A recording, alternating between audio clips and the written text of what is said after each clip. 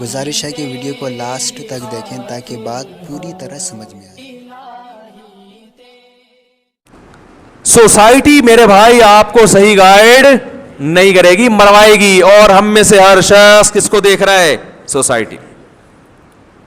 بچیوں کو کو ایجوکیشن میں پڑھایا جا رہا ہے کہ سوسائٹی میں اس کو پسند برا نہیں کیا جاتا، برا نہیں سمجھا جاتا. بچی اگر کو ایجوکیشن میں پڑھ رہی ہے تو سوسائٹی میں اس کو برا نہیں سمجھا جاتا.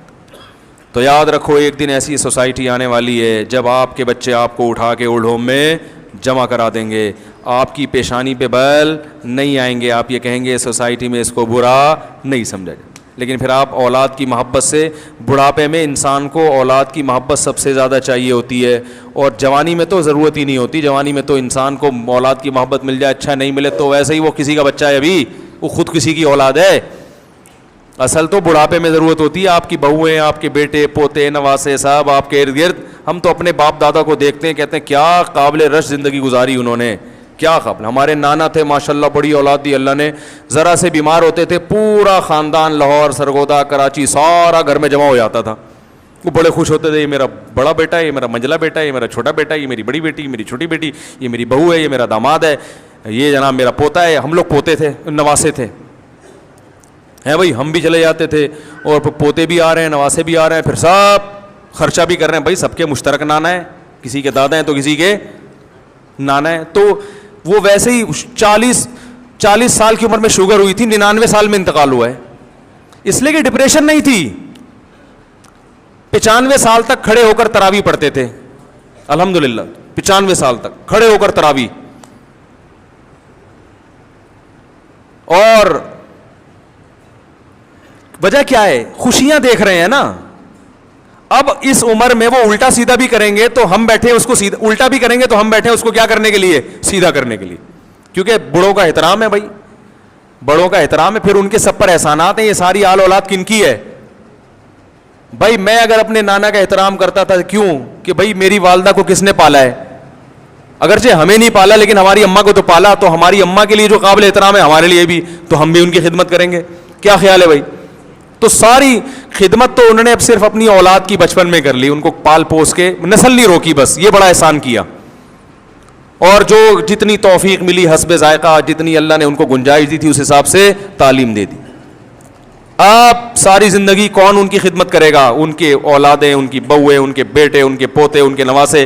ان کا اکثر میں ایک ملفوظ سناتا ہوں، ان سے کوئی پوچھتا تھا، وہ بھی امام بھی تھے نا مسجد کے، آرمی میں بھی تھے اور مسجد کے امام بھی تھے. تو ان سے کوئی پوچھتا تھا کہ آپ کے گھر میں خیریت ہے؟ تو وہ جواب میں کہتے تھے خیریت کم بختوں کے یہاں ہوتی ہے. صحیح ہے نا؟ بڑا پیارا ملفوظ تھا. خیریت کم بخت کہتے ہیں بدقسمت لوگ. انہوں نے کہا اللہ نے ہمیں آل اولاد ماشاءاللہ اتنی دی، ہمارا گھر بھرا ہوا ہے. کبھی کسی بچے کے گھٹنے پہ چوٹ لگی ہوئی ہے، کبھی کوئی بستر سے گر گیا، ناک پہ چوٹ آئی ہوئی ہے، کبھی کسی کو بخار ہوا ہوا ہے، کبھی کسی کو کھانسی ہوئی ہوئی ہے، کبھی وہ سردی زیادہ لگ گئی، کبھی کوئی نالے میں گر گیا اس کو نکال کے لائے ہیں. ٹھیک ہے نا؟ کبھی کسی کو اسکول میں ٹیچر نے مار کے باہر نکال دیا، اس کو جا کے اس کو. تو اللہ کا شکر ہے ہمارا خاندان ہے، خاندانی لوگ ہیں. خیریت اس کی ہوتی ہے جس کے کوئی ہوتا ہی نہیں ہے. جب کوئی ہے ہی نہیں تو خیریت ہی خیریت. وہ پھر دیواروں کو دیکھ دیکھ کے ٹینشن میں جاتا ہے، کہہ رہے یہ بھی خیریت سے، اس کو بھی نہ نزلہ ہے. دیواروں کو تھوڑی نزلے کھانسی ہوتے ہیں.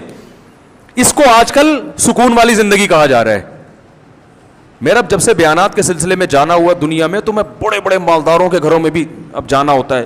میں دیکھتا ہوں یار 1000 گز کا بنگلہ ہے، گھر میں افراد ہی نہیں ہے.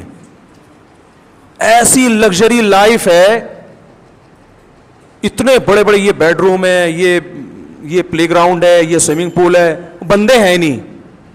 یار تم کیا، اس سے تو اللہ کا شکر ہے وہ غریب اچھا ہے جس کے گھر میں آدمی تو افراد تو ہیں. وہ گھر میں آتا ہے، اس کو بچے ملتے ہیں، اس سے وہ عمر زیادہ ہوتی ہے تو داماد ہیں، بہویں ہیں، پوتے ہیں، نواسے، وہ زیادہ انجوائے کر رہا ہے.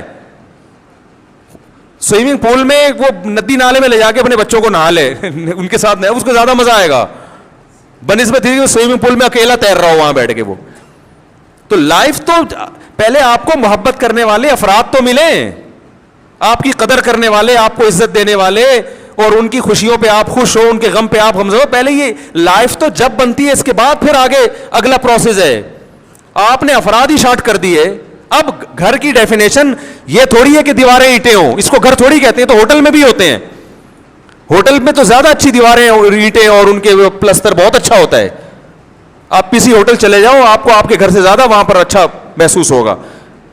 ایئر کنڈیشن روم ہے ایسا زبردست, میں گیا ہوں نا, سوئمنگ پول ہے بڑا بہترین, لان ہے, لاؤنج ہے, اور اس میں کافی بھی مل رہی ہے آپ کو اور ساری چیزیں ہیں. لیکن آپ وہاں ایک آدھ دن کے بعد کہاں بھاگو گے اپنے گھر, کیونکہ وہاں وہ بندے نہیں ہے جو یہاں چھوڑ کر گئے تھے. آپ نہیں آ رہی سمجھ میں, کیا خیال ہے؟